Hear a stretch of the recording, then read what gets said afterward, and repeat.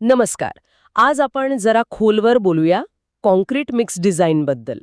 म्हणजे नक्की कसं ठरवतात की सिमेंट, खडी, वाळू, पाणी किती घ्यायचं?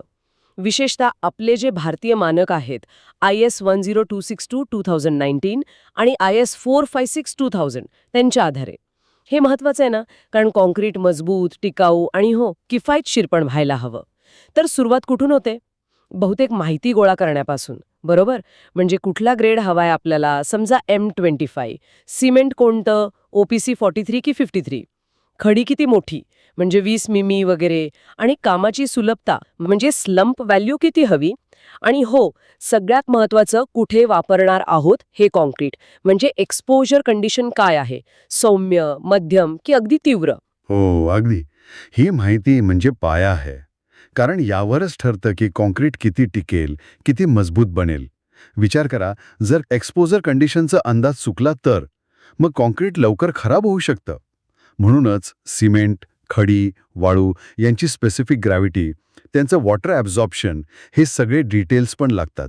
म्हणजे खूप बारकाईने माहिती गोळा करावी लागते सुरुवातीला. वा. मग पुढची पायरी, काहीतरी गणिताचा भाग येतो ना यात. बरोबर. पुढची पायरी आहे लक्षित सरासरी ताकद म्हणजे टार्गेट मीन स्ट्रेंथ काढणं. याचं एक सूत्र आहे F0XC208209 गुणिले F0XC208209 अधिक 1.65 गुणिले S. इथे F0XC208209 म्हणजे आपल्याला जी अपेक्षित ताकद हवी आहे ती, आणि S म्हणजे स्टँडर्ड डिव्हिएशन. हे S आपल्याला IS 10262 च्या टेबल 1 मध्ये मिळतं.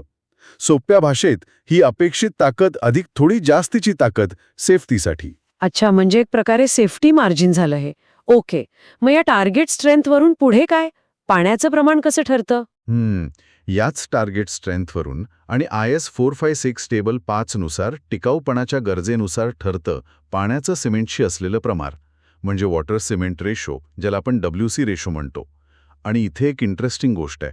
जर सुपर प्लास्टिसायझर सारखे ॲडमिक्स्चर वापरले ना, तर पाण्याची गरज साधारण 20% कमी होऊ शकते. ओ, म्हणजे कमी पाण्यात जास्त ताकद? अगदी. कमी पाण्यामुळे कॉन्क्रीट जास्त घन, मजबूत आणि टिकाऊ बनतं. बरं.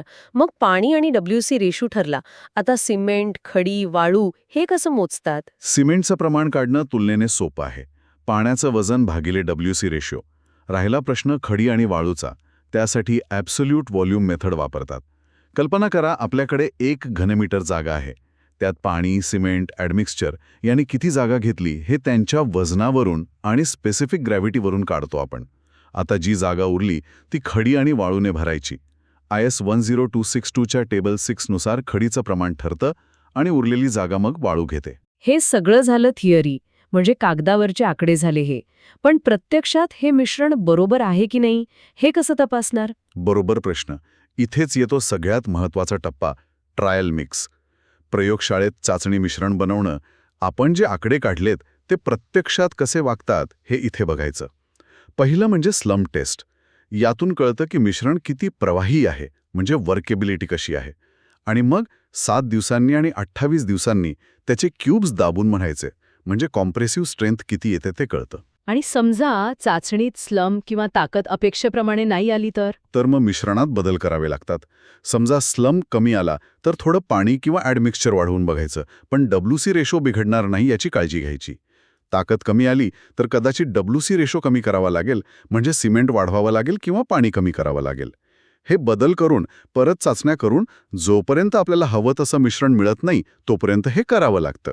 अच्छा, म्हणजे ही एक इटरेटिव्ह प्रोसेस आहे. समजा आपण M25 ग्रेडचं कॉन्क्रीट बनवतोय, तर एक साधारण अंदाज म्हणून फायनल मिक्स कसं असेल? एक उदाहरण म्हणून सांगतो. समजा सगळ्या चाचण्यांनंतर M25 साठी प्रति घनमीटर साधारणपणे सिमेंट लागेल सुमारे 400 किलो,